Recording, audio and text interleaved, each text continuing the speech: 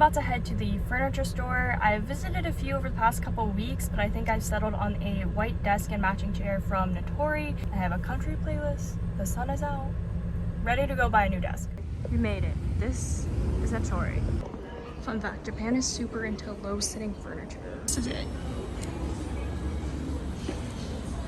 All my furniture came in today. I'm super excited to start building it and unboxing things. I have a gaming chair, a desk, and then a shelving unit that matches it, and a bunch of miscellaneous stuff that I thought would look good. Without further ado, this is me creating my dream desk setup.